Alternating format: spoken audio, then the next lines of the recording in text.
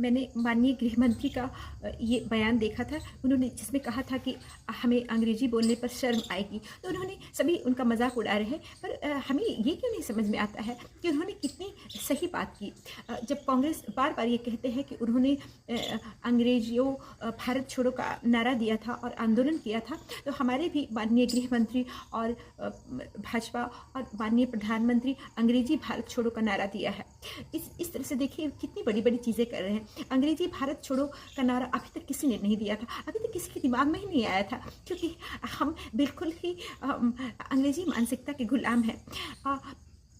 हम इतने moral, sorry मैंने अंग्रेजी बोल दिया, हम इतने नैतिक रूप से गिर चुके हैं कि हम सिर्फ एक भाषा से संबंध बना करके संतुष्ट नहीं रह पाते हैं। हमें कई कई भाषा चाहिए होता है अपने आप को संतुष्ट करने के लिए। ऐसी संस्कृति और सभ्यता के हम शिकार होते जा रहे हैं।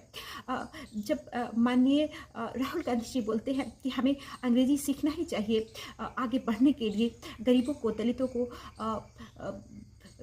के सामने बड़ी दुनिया तभी खुलेगी जब वो अंग्रेजी जानेंगे, तो वो उनका तो नैतिकता ही ऐसा है।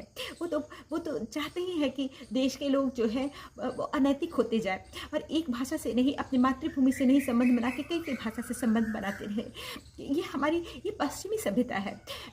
जो वहाँ के बच्चे एक भाषा नहीं कई कई भाषा सीखते हैं और कई कई भाषा सीख करके दुनिया पे उड़ते रहते हैं, पर हमें उड़ते रहने की ज़रूरत नहीं है।